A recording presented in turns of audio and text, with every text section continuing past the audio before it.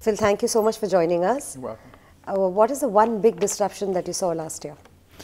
I think the biggest disruption was the real onset of automation and robotic process automation that really got injected into the services industry.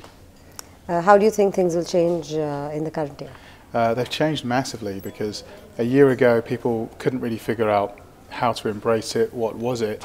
Now I think we've seen something like 150 deployments over the last 12 months. It's become a table stake in the offering suite for a service provider, and it's very much on the minds of a C-level executive to drive an automation strategy across the organization, and it's something which is really dominating a lot of conversations right now. How do you see things changing from a leadership point of view?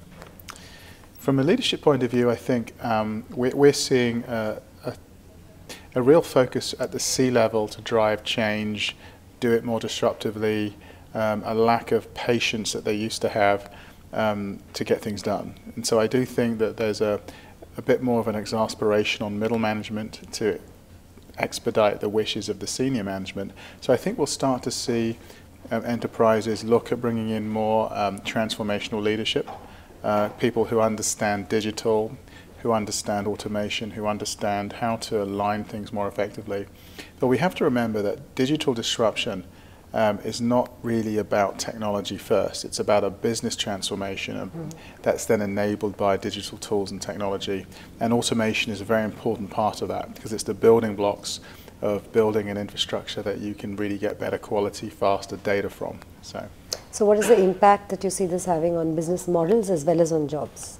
On jobs, it's very interesting because we're seeing, for example, quite a few senior level folks coming onto the job market, particularly in the last year, who are very experienced, but their skill sets are not very well aligned for new jobs, and they're still on the job market.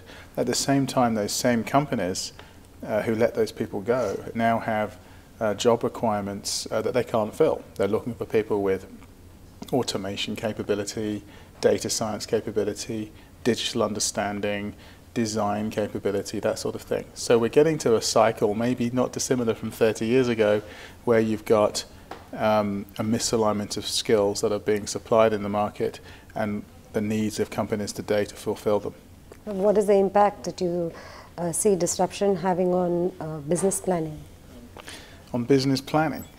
Well, I think you have to, as an executive, you need to explore the capabilities of digital to your organization and understand when to bring it into the organization, how to address it, how to roll it out. And I think it's really created an opportunity for the service providers and the third parties. I think the C-suite are much more open to externalizing their talent and their help. And I think it's created a great potential to maybe look at partnering more outside of the organization to bring in those skills, those digital, those analytic skills to make you more effective. Would that make plans relevant or irrelevant? I think they add to plans. I think as if a business plan is about creating a desired outcome, a technology is about how can you enable technology to maybe help you achieve those outcomes more effectively or faster or smarter or better. So I do think they're well aligned. Which is the one sector that you see will get most impacted by disruptions in 2016? I think the healthcare sector. I think there's so much capability and potential with personalized medicine, health data, wearables, things like that. And I think that whole industry is being disrupted, but in a good way, in a way that we're getting better data, better capabilities, better information, that sort of thing. All right, Phil. Thank you so much for joining us. Sure. You are welcome.